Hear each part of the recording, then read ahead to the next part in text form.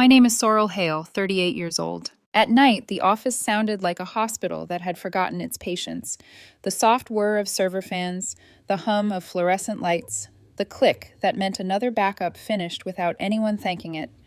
I sipped coffee that tasted like paper and stared at the dashboard I'd built 7 years ago when there was no money for anything except gumption. Green, green, amber, a stubborn red we'd been massaging back toward yellow. I knew every client account, every supplier contract, every password that kept this place breathing. When a shipment went missing at 1:12 a.m., my phone rang. When a report was due at dawn, I made the numbers answer hard questions. Quietly, relentlessly, I ran operations at Meridian Tech, without the title, without the pay, without the illusion that anyone else could keep it in the air if I let go. Mr. Caldwell, the founder, saw it. "This company would collapse without you," he'd tell me after meetings, as if he were apologizing for letting the room believe otherwise. I filed that line away like everything else, documented, time-stamped, not to be leaned on. Then he had a stroke, and the building's gravity shifted. His son, Devin, slid into the interim presidency with a wardrobe that looked expensive and a vocabulary full of words you can buy: synergy, optimization, modernization. He was 31 and already tired of having to prove he deserved what had been handed to him. The first week, he called me into his office and sat in the big chair like it had been designed for him and no one had told the leather. "We need to streamline," he said, fingers drumming. "Streamline what?" I asked. I learned to make people name what they meant. Everything. We're too slow, too old school. He didn't look at the reports I'd prepared. He glanced at a whiteboard where someone had drawn arrows to boxes labeled future. Warehouse first. He meant the man who'd been here 20 years and could tell you which driver would get a pallet to Fresno in a storm without consulting a map. "He knows every route and every workaround," I said carefully. "He saves us thousands by knowing which shortcuts aren't on paper." Devin waved me off. "We'll hire someone younger, cheaper." I had already written the memo that explained why that idea would cost us. I sent it after the meeting anyway. I kept a copy. Within a month, shipments were late in ways that multiplied. The new inventory system Devin bought for $200,000 crashed within 3 days. It looked slick in demos and behaved like a sulking teenager in production. His college roommate Brent arrived with a title, Chief Operations Officer, and the kind of confidence that sells parachutes after the plane has already landed. Brent implemented the software, blamed the staff for not learning it fast enough, and then blamed me for not training them on a tool I hadn't been allowed to test. I worked 80-hour weeks trying to patch holes while the floorboards creaked. When Techline Industries, our $4 million anchor, came to town, I built the deck that told the story I knew how to tell: reliability under pressure. I had data stretched over 5 years, testimonials with the ink still wet, contingency plans for contingencies. The morning of the meeting, Devin stood in my doorway with his shirt cuffs rolled as if he'd been working. "Brent will present," he said. "More executive presence." "I wasn't told," I started. "Adapt," he said, and smiled like the word was a compliment. I sat in the back and watched Brent drag my slides through molasses. He mispronounced the CEO's name, repeated talking points like they were talismans, and guessed when he should have known. You can feel a relationship tear in real time. Polite faces, smaller questions, the moment a gaze flickers to the exit. 45 minutes was all it took to bleed out 6 years of trust. By the afternoon, Techline pulled their contract. At 4 p.m., Devin stormed in. "This is your fault," he said. "You should have prepared Brent." "I wasn't told he was presenting until this morning," I answered. Calm is sometimes the sharpest blade. "Excuses. Pack your things." He didn't raise his voice. He didn't need to.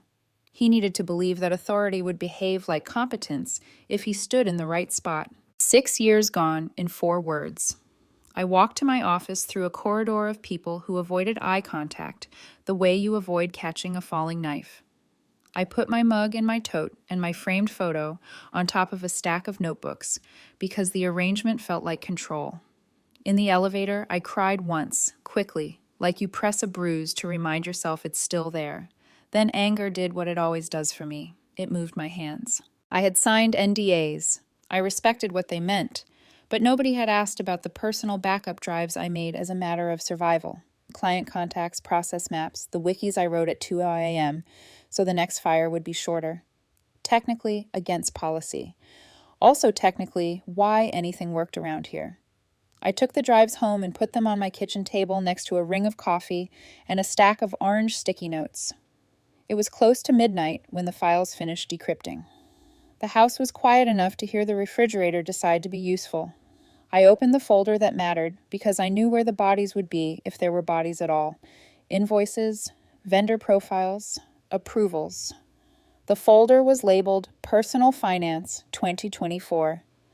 People hide what they're ashamed of in plain sight when they believe no one will think to look. The first invoice was from Summit Solutions LLC, dated 2 weeks before Brent's hire.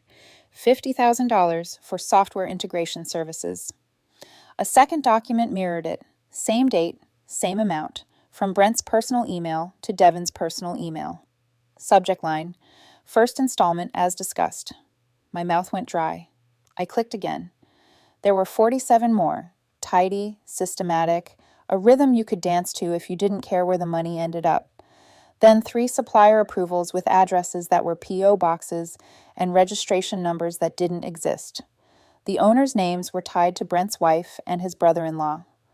I didn't speak out loud. I didn't need to. The house understood. I opened a spreadsheet and did what I always do. Count the damage so I know the size of the repair.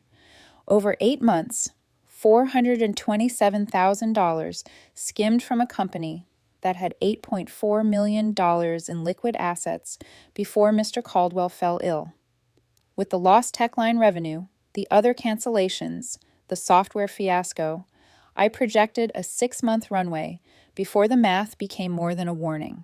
I added timestamps to every file I touched, hash-checked each copy, took screenshots with the system clock in frame. Documentation isn't drama, it's weight. It endures when stories start to rewrite themselves. At 1:37 a.m., I stood up to stretch and stared at my reflection in the dark window. I looked like a person who had grown used to staying up so others could sleep. I thought about Devin in his corner office rehearsing a speech he'd never earned. I thought about Brent's grin and the way it dulled when he had to answer follow-up questions. I thought about Mr. Caldwell's hand on the back of a chair when he stood, how the room went quieter for him because competence makes its own weather. My phone buzzed against the wood. Unknown number. I let it ring out and then ring again until it cut through the fog. I didn't pick up. I was busy setting up a mirror no one could dodge. In the morning, I would need more than righteous anger. I would need allies, jurisdiction, and a room where the evidence would matter more than anyone's confidence. I drafted a single email, neutral, brief, attaching nothing, promising nothing. I have information regarding recent operational and financial anomalies. It requires board-level attention. I didn't send it yet. Timing is a lever. You use it or it uses you. Before dawn, I wrote a list on a yellow pad. Clients to salvage, staff to keep, roles to cut cleanly, systems to scrap, systems to restore. Next to each line, I wrote the cost in dollars and in hours and in stomach lining. When the sun pushed a gray edge through the blinds, I took a shower and chose a navy dress that said, I remembered what power looks like even when it forgets me. I put the drives in a plain case and slid it into my bag. The weight surprised me. Truth always weighs more than you think because it drags the future toward itself. I left my house with the kind of calm you get after a storm breaks something you had been pretending would hold. Devin had wanted a story where I was expendable. Brent wanted a spreadsheet no one would open. Neither of them wanted to stand in a room built to separate fact from performance. That was the room I intended to enter. I locked the door, walked to my car, and started the engine. On the passenger seat, the case sat like a patient file waiting for a diagnosis everyone already knows. I had been fired. That part was simple. What happened next would not be. I turned toward the only place where what I'd found could not be laughed out of the conversation. I was going to the room where it would matter. The email I sent at 7:03 a.m. had no subject line, just 2 sentences, and my signature block still reading Senior Operations Coordinator. By 8:10, my phone rang again. The voice was unmistakable, steady, older, gravel wrapped in steel. Miss Hale, Mr. Caldwell said. My office, 1 hour. He didn't ask. He instructed. When I arrived, the air inside the top-floor boardroom felt over-filtered, cold enough to keep nerves alert. 12 chairs surrounded a glass table that reflected the city skyline. Devin sat near the corner, pale. Brent stared down at his phone like maybe it could open a door out of this room. At the head of the table sat Mr. Caldwell, thinner than I remembered but fully present, his cane resting across his knees. His eyes met mine. "Tell them," he said to his son. Devin cleared his throat. 3 more clients pulled contracts this morning. The inventory system's corrupted. Accounting found discrepancies. His voice shrank halfway through the last word. Mr. Caldwell gestured toward me. "Show us." I set the drive on the table, connected it to the projector, and waited as the first document filled the screen. The invoice from Summit Solutions dated 2 weeks before Brent's hire. $50,000. Software integration. Next slide, the mirror image email. Brent's personal account to Devin's. Subject line, first installment as discussed. "That's taken out of context," Brent blurted. There are 47 more," I said. Click. Another invoice. Another matching email. The rhythm filled the room like a metronome marking guilt. Board members leaned forward. One woman pulled out her phone, thumb already dialing legal. Devin's voice cracked. "How did you even get these?" "You stored them on the company server," I said evenly, in a folder labeled Personal Finance 2024. "I built that server. I have admin access. You never changed the default permissions." Silence settled. Even the HVAC seemed to pause. Mr. Caldwell's face turned the color of dusted brick. "How much?" I opened the spreadsheet. Over 8 months, $427,000 in unauthorized transfers, plus fraudulent supplier payments, 3 shell companies linked to Brent's family. Total operational losses, including canceled contracts and the system failure, $6.2 million. The CFO exhaled sharply. "Good God." Mr. Caldwell rose, using the cane for balance, but not for authority. "Security is outside," he said quietly. "They'll escort you both out. Everything in your offices is evidence." "Dad," Devin started. "You're not my son right now," he said, not raising his voice. "You're a thief who tried to destroy what I built." Brent pushed his chair back so hard it screeched. 2 security guards appeared, silent, professional. Devin's jaw worked like he wanted words to come, but none did. They gathered their phones and left. The sound of the door closing might as well have been a verdict. When they were gone, Mr. Caldwell sat again, the weight of the room bending toward him. "I should have listened to you," he said, his eyes on the table. "Every warning, every report. I let confidence masquerade as competence because it looked younger." He slid a folder across to me. "President of Operations, 180,000 base plus equity. You report directly to me and the board. You fix what they broke." For a moment I couldn't speak.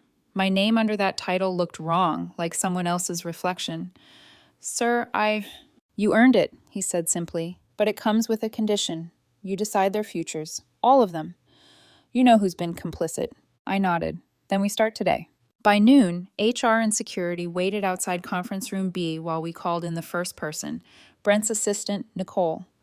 She looked confused until she saw the folder in front of her. "Why is security here?" she asked.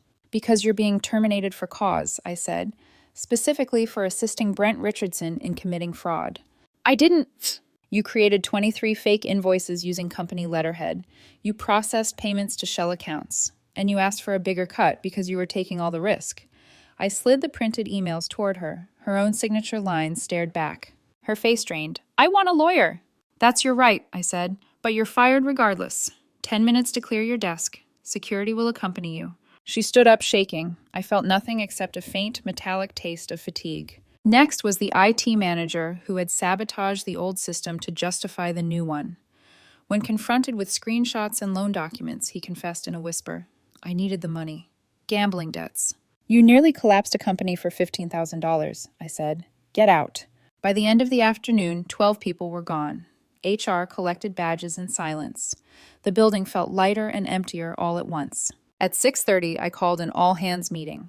The remaining 31 employees sat in tense rows, faces pale from the day's parade of exits.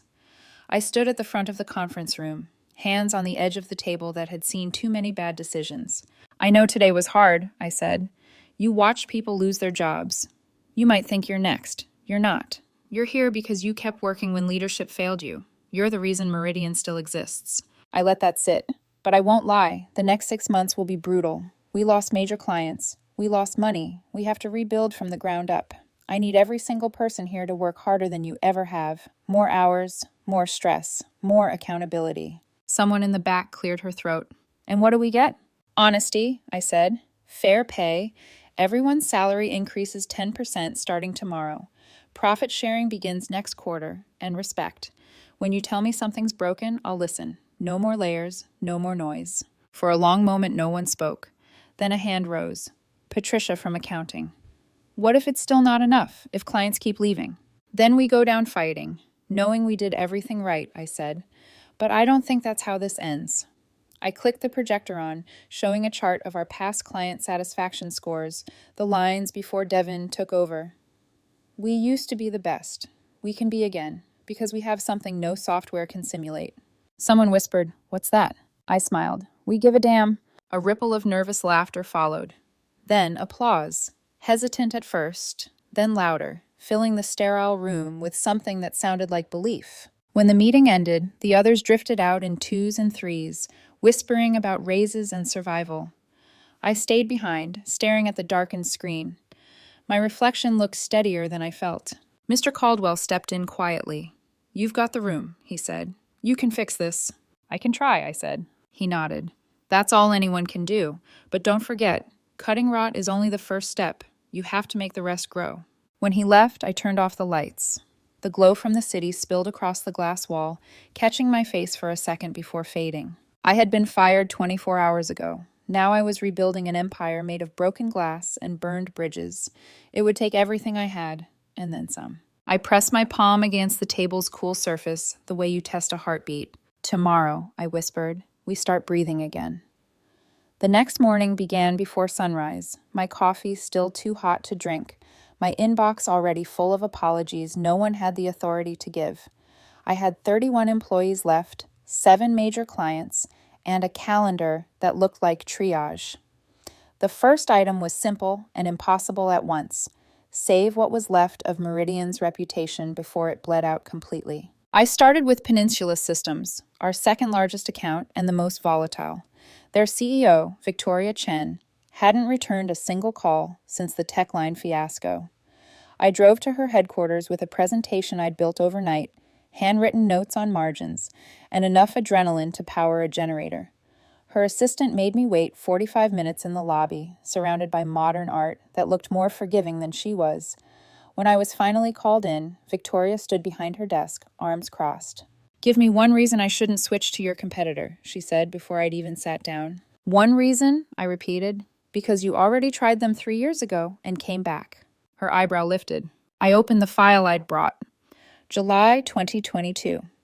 You left for Nexus Solutions. Within 2 months, they missed 4 shipments, lost a critical order, and couldn't keep a single contact consistent. When you called me on a Saturday at 11:45 because you had a Monday deadline and Nexus had vanished, I drove to the warehouse myself and delivered your order at 3:08 a.m. Victoria's gaze softened just slightly. I remember that. Devin and Brent didn't. They thought logistics was just boxes and spreadsheets. I know it's relationships. So here's my proposal. Same services, but with a dedicated account manager who reports directly to me. You'll have my personal cell. I'm offering a 20% discount for 6 months because I know the last quarter has been chaos. She didn't blink. Why should I believe things will actually improve? Because Devin and Brent are gone, because I'm in charge now, and because I've never broken a promise to you in 5 years. She studied me, the silence stretching long enough for me to hear the hum of the air conditioner. Then she picked up her phone. "Cancel the Nexus onboarding," she told her assistant. Hanging up, she added, 6 months, 1 mistake, and we're done. You won't regret it. See that I don't. I left her office with my hands trembling and my chest light for the first time in weeks. 1 down, 6 to go. The next few weeks were a blur of flights, phone calls, and damage control that felt more like therapy. 3 clients agreed to stay on similar terms. 1 increased orders to fill gaps others left behind. We weren't growing, but we weren't dying either. That counted as victory. Back at headquarters, the real war was being fought in code. Brent's shiny, broken system had left the warehouse paralyzed. I had built the old system myself 7 years ago. Open source tools, custom modules, and duct tape logic that worked because I'd understood every piece of it. I called 2 programmers I'd trusted at my previous job, offered them 60-day contracts, and we locked ourselves in a conference room surrounded by 6 monitors and a graveyard of takeout boxes. "This is insane," one of them said after the first day. "You built all this yourself?" "I didn't have a choice," I said. "Caldwell gave me $3,000 in 3 weeks back then. It was either this or spreadsheets forever." He laughed. "It's actually elegant. Whoever designed this knew exactly what the business needed." "That's because she used to run the business," I replied. We worked 16-hour days. The programmers slept on the office couches. I went home only to shower. Mr. Caldwell stopped by twice a week, cane tapping lightly on the floor, bringing sandwiches and silent encouragement. "Progress?" he'd ask. "Steady," I'd answer, and he'd nod like he believed me even on the days I didn't. By day 12, we had basic functionality restored. By day 18, almost everything except the advanced reporting features. On day 21, we launched a version that actually ran better than the original. I called the warehouse team for a live demo. "This is what we needed," said the interim manager after 10 minutes of testing. "Something that works the way we work." That night, for the first time since the firing, I left the office before midnight. 3 days later, Douglas, our veteran warehouse manager, walked back through the doors. He looked exactly as he had when Devin fired him. Steel gray hair, rolled sleeves, clipboard under one arm. "Place is a mess," he said bluntly. "I know, that's why I need you." "They let me go because I was too expensive." "They were idiots. You're worth every penny of the $95,000 I'm offering. Plus, you'll have 4 staff instead of 2. You'll actually have resources this time." He looked at me for a long moment. "Who do I report to?" "Me, only me." A slow smile. "Can I fire the kid they hired to replace me?" "Already did," I said. "Then I'll start Monday." With Douglas back, the warehouse started breathing again. In 3 weeks, on-time deliveries rose from 61 to 94%. Clients noticed. Emails began to shift from complaints to quiet thank yous. I forwarded one to Mr. Caldwell. His reply was just 3 words. "Keep going, Sorrel." But numbers have a way of balancing themselves, and success never arrives without a price tag.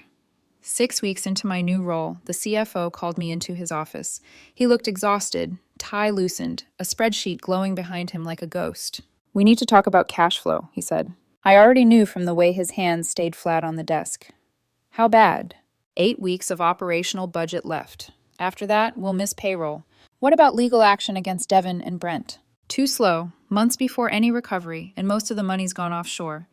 Devin spent his cut on cars and a house deposit. Loans? No bank will touch us right now. I stared at the numbers, red bleeding across columns. "We've stopped the bleeding," I whispered, "but we're still dying."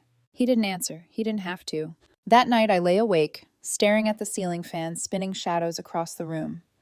I ran through every scenario like war drills. Cut more staff? Impossible. We were already skeletal. Sell assets? We owned nothing worth selling. New investors? It would mean giving up control, and control was all that kept us alive. At 3 a.m., my phone rang. The name on the screen made me sit up. Victoria Chen. "Hope I didn't wake you," she said. "I wasn't asleep." "I've been thinking," she continued. "You saved my contract 6 weeks ago. You gave me a discount when you probably couldn't afford it. Service has been flawless since. That's what I promised. I'm expanding into 3 new distribution centers next year. I need a logistics partner I can trust. I'm prepared to sign a 3-year contract, $2.4 million annually, with a $600,000 upfront payment." I froze. "Victoria, that's standard for large contracts," she said smoothly, knowing it wasn't. "I'm not doing charity, Sorrel. I'm investing in a partner I trust. Do we have a deal?" My throat tightened. "Yes," I said. "Absolutely yes." "Good. Keep delivering." The line clicked dead. I stared at the phone, heart hammering, a lifeline disguised as business. At 3:15, I called the CFO. He answered on the first ring. "We've got 18 months of breathing room now," he said after I told him. "Maybe more, if others follow." "They will," I said, already planning the calls I'd make in the morning. "I have an idea." And for the first time in months, I felt something I hadn't allowed myself to feel since the day I was fired. Hope, sharp enough to cut through exhaustion. By sunrise, hope had turned into momentum. I drafted a proposal before my first cup of coffee was gone, long-term contracts in exchange for upfront payments and guaranteed capacity. It was bold, maybe reckless, but desperation makes clarity easy. Before noon, I'd lined up calls with every major client left on our roster. The pitch was simple. Lock in our reliability before someone else buys our time. By the end of the week, 3 of them agreed immediately. One said maybe, one said no, but increased their monthly order volume by 40% instead. In total, $1.8 million arrived in upfront payments within 2 weeks. Meridian was solvent again. Barely, but enough to breathe. When I walked into Mr. Caldwell's office to deliver the numbers, he looked younger. "You did it," he said. "We're stable," I corrected, "not safe." "Stable is where safety starts," he replied. I smiled. "Then I'm going to push for more." That night, I rewrote our story. Not a sob tale of recovery, but a campaign. Meridian, reliability under pressure. I proposed we build a small sales team. 2 people, one from accounting, one from operations, to find mid-size clients. We'd also launch a consulting arm offering efficiency audits and system implementation. Mr. Caldwell leaned back, reading my proposal line by line. "Consulting?" he repeated. "We've never done that." "We've been doing it for free for years," I said. "Every time a client asks how we make things run smoother, we teach them. Now we charge for it." He smiled faintly. "Aggressive. I like it. What do you need?" "A marketing budget, a booth at the National Logistics Conference in Dallas next month, and the authority to negotiate directly." "Done. Take Patricia from accounting. She needs to see what you're building." The conference was a revelation. 3 days of handshakes, backroom meetings, and an endless line of people who'd read about our near collapse in trade publications and wanted to see if the rumors were true. I didn't hide them. I turned them into leverage. "Yes, we almost went under," I told potential partners, "and we came back stronger because we learned how to fix what everyone else ignores." By the second day, word had spread. Journalists asked for interviews. A small logistics magazine presented us with an award for Best Operations Turnaround and a check for $10,000. They snapped a photo of me holding the plaque, nervous smile, eyes red from no sleep. When I returned to headquarters, the staff surprised me with cupcakes and a banner someone had scrawled with a marker, "We're still here." For the first time in months, laughter filled the building instead of whispers. The good news didn't end there. Within a week of the article's release, 34 new inquiries came in. We hired 6 new employees, carefully, deliberately. I made every interview personal. "Tell me about a time you fixed something you didn't break," I'd ask. If they hesitated too long, they weren't right for us. By month 4, Meridian was profitable again. By month 6, we had replaced all lost revenue. And then the past came calling. Devin's trial began in June. The prosecutor's case was built almost entirely on the documentation I'd provided: invoices, emails, bank transfers. Brent had taken a plea deal, agreeing to testify in exchange for a reduced sentence. He got 3 years. I sat in the gallery every day, watching Devin try to convince the jury that he'd been led astray. His lawyer painted him as naive, misled by an older, corrupt friend. It was a good story until the prosecutor called me to the stand. "Ms. Hale," he began, "did the defendant receive written warnings from you about his decisions?" "Yes," I said, "dozens." "Were those warnings accurate?" "Every one of them." "Did he act on them?" "No, he ignored all of them." "Did he ever take responsibility for the damage?" "No, he blamed others, clients, staff, even his father." My voice didn't shake. The documents did the talking. The jury deliberated for 3 hours, guilty on all counts. Devin was sentenced to 8 years. Mr. Caldwell didn't attend the sentencing. I found him later in his office, staring at the city through glass that reflected nothing back. "I can't watch him in that courtroom," he said quietly. "He's still my son, even if he destroyed everything I built." "You can't blame yourself," I said gently. "You gave him every advantage. He made his choices." He nodded, but didn't look away from the skyline. "I'm stepping down officially. I'll stay on the board, but the company needs new leadership. You've already been doing the work." I blinked. "What are you saying?" "I'm saying I want you to be CEO." The words landed like a shockwave. "Sir, You've earned it," he said simply. "You saved this company, rebuilt its reputation, and made people believe again. More importantly, they trust you." I hesitated. "I don't know what to say." He smiled sadly. "Say yes. Take it further than I ever could." I thought about every night I'd spent in that office, every decision that had hurt, every person I'd had to fire so the rest could stay. And I thought about the faces of the 31 who'd stayed to rebuild with me. "Yes," I said, "I'll do it." The announcement went out 3 days later. I became CEO of Meridian Tech at 38. Some in the industry were surprised. Most weren't. They'd seen the turnaround, the award, the numbers. My first act as CEO was to implement a new policy. Every employee, from warehouse staff to senior management, would receive profit sharing based on performance. Every employee would have a path to equity ownership after 5 years. Every employee would have protected whistleblower rights with a direct line to me or the board. The CFO looked uneasy. "You're giving away a lot." "I'm investing in loyalty," I said. "People who stay because they own part of what they're building."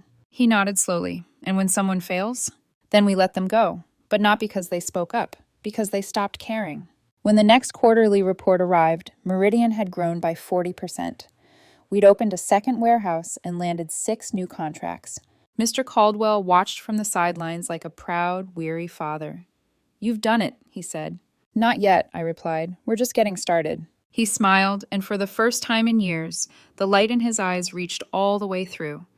6 months after becoming CEO, I stood on the loading dock watching forklifts weave between pallets under amber lights.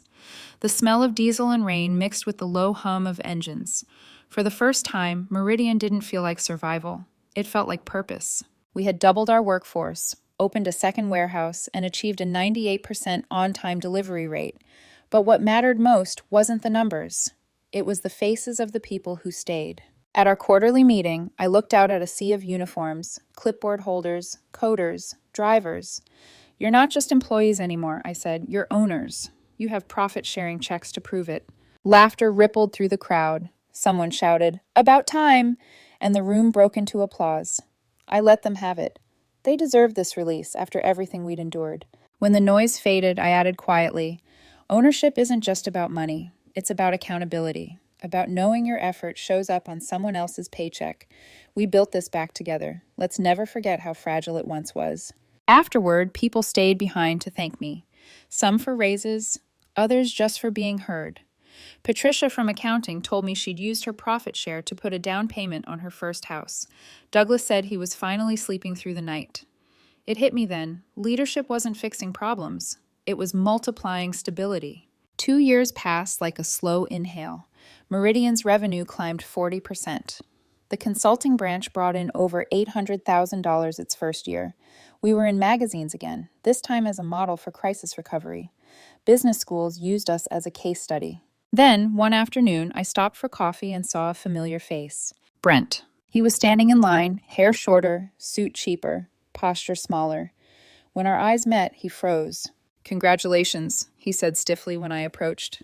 "I heard about your success." "Thanks," I said. He looked down.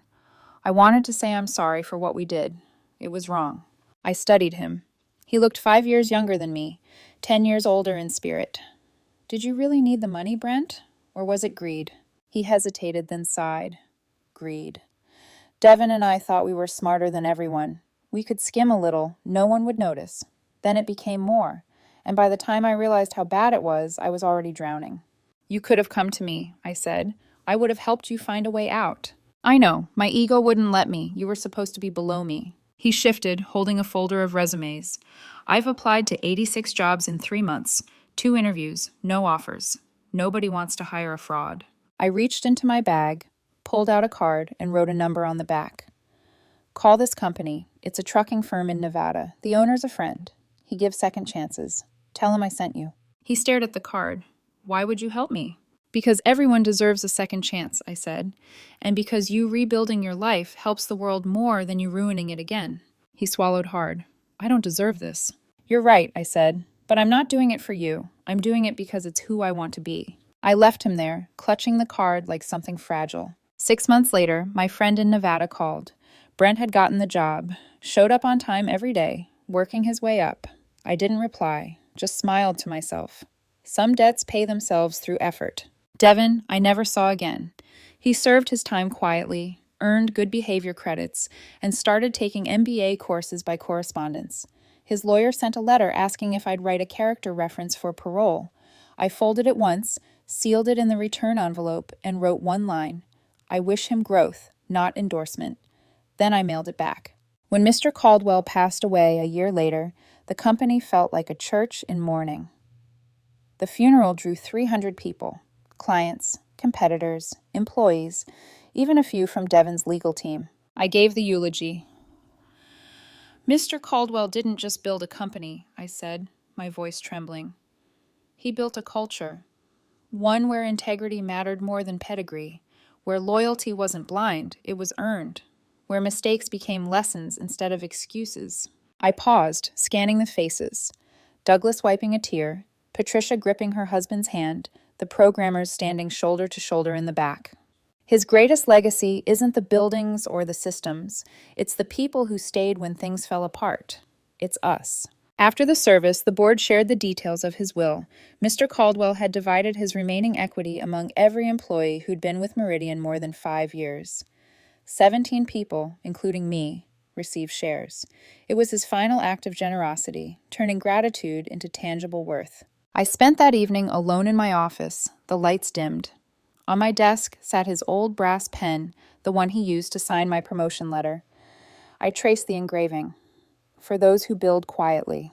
We'd come so far from the night I was fired, and yet sitting there, I felt the same pulse of resolve, the need to protect what we'd created from arrogance, greed, or complacency. 3 years after I'd taken over, an email arrived from a private equity firm with the subject line, Acquisition Interest. The offer was impossible to ignore, $94 million. If we sold, 23 employees would become millionaires. 43 others would receive six-figure payouts. Everyone would have job security and better benefits under a national umbrella. But money wasn't the issue, culture was. When the negotiations began, I told the buyers, you can have our systems, our trucks, our contracts, but you're really buying our people. If you compromise the culture that saved this company, you'll destroy what made it worth buying. They hesitated. I added, I'll only sign if I remain president of the Meridian division for 5 years, with full operational control and veto power on anything that undermines our standards. The room went silent. Then the lead negotiator said, done. The sale closed 6 months later. I signed with the same brass pen.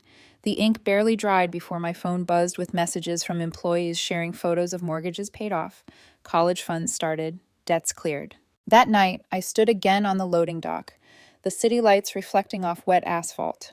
I thought about Mr. Caldwell, about Devin, about every sleepless night when the future had seemed like math I couldn't solve. We'd solved it, not perfectly, but enough. Now, 5 years after being fired by a man who thought I was replaceable, I run a $150 million division of a billion-dollar company. We serve 83 clients across 6 states. I still know most employees by name. I still answer my phone at midnight. People ask if I ever think about that day Devin fired me, if I'm angry about the years I spent underpaid and ignored. The answer is no. Because that day taught me everything I needed to know about leadership, about resilience, about quiet competence. You can fire a person, but you can't fire their worth. You can strip a title, but not their ability. And sometimes the best revenge isn't revenge at all. It's success, built in the daylight, proven through every paycheck signed and every promise kept. I keep the old backup drives in a safe behind my desk. Not because I need them, but because they remind me of one truth I'll never forget. Documentation outlives deception. The morning after the acquisition papers were signed, the building felt both lighter and quieter, as if it had exhaled for the first time in years. The old Meridian logo still gleamed on the lobby wall, but I knew change was already in motion. New servers being installed, new badges arriving, new systems that didn't yet know our names. In the conference room, stacks of contracts lay spread across the glass table. Lawyers murmured in corners, flipping pages, initials scrawled in neat columns. When it was my turn, I signed last, my signature anchoring the deal Mr. Caldwell would have called both victory and farewell. The pen's tip pressed too hard, cutting slightly through the paper. I didn't care. I wanted the mark to stay. Congratulations, Ms. Hale, said the lead negotiator. You just joined the big leagues. I looked him in the eye. I've been running the big leagues for a while. You just didn't know it. He chuckled, unsure whether to be offended. I smiled and shook his hand. That evening, I gathered the staff in the same warehouse where everything had once nearly collapsed. The air smelled of oil and cardboard, just like the first day I'd stepped in as president of operations. I know what you're all thinking, I began. Change can feel like loss. But this isn't a goodbye. This is an expansion. Every one of you has earned this. Douglas stood in the back, arms folded, eyes glinting. Patricia held a notepad even though she wasn't taking notes. You built a company worth $94 million, I said. 23 of you are now millionaires. 43 of you have six-figure payouts. Every one of you has stability that can't be bought, only earned.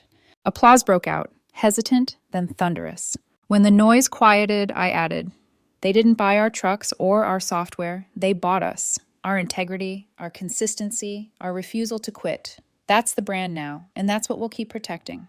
I saw heads nodding, some teary-eyed, some smiling wide. The new parent company honored their word. I remained president of the Meridian division, reporting only to their CEO. My contract granted full operational control, including veto power on any policy that threatened our culture. It wasn't a job, it was stewardship. In the years that followed, we grew to a $150 million division, serving 83 clients across 6 states.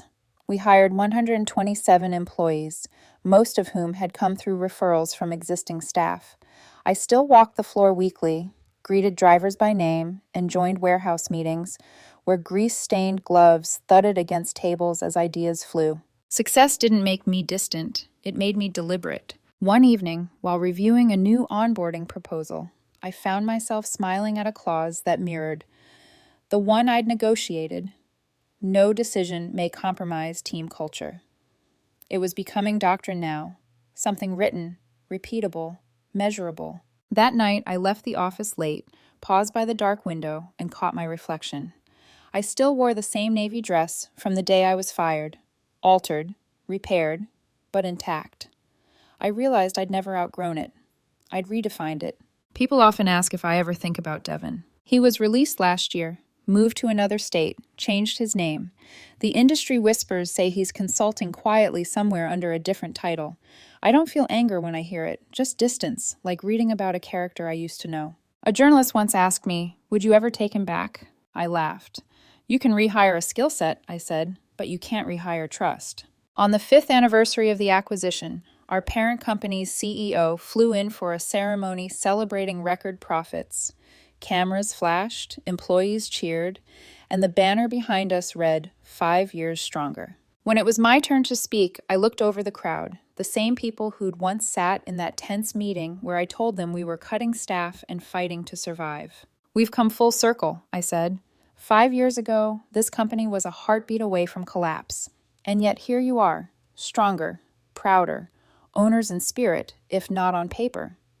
You've proved something simple but rare, that competence isn't loud, but it's unstoppable. Applause filled the hall. Cameras clicked. But I wasn't thinking about headlines. I was thinking about one quiet truth that had followed me since the night I first opened those backup drives. Documentation doesn't shout, it endures. I keep those drives in a small safe behind my desk. Every once in a while, I take them out.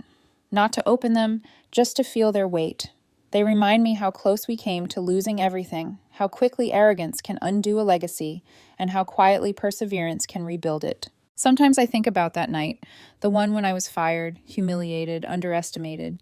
I remember the click of the elevator door, the weight of the mug in my bag, the quiet rage that kept me awake.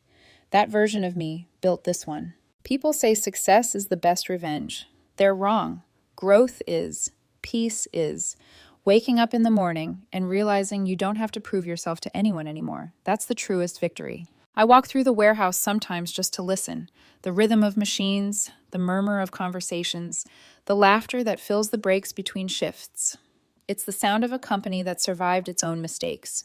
The sound of competence restored. And when someone new asks me what I learned through all of it, I tell them this. Never confuse authority with ability. Never assume the loudest person knows what they're doing. And never underestimate the quiet one who keeps everything from falling apart. Because sooner or later, the world finds out who's really irreplaceable.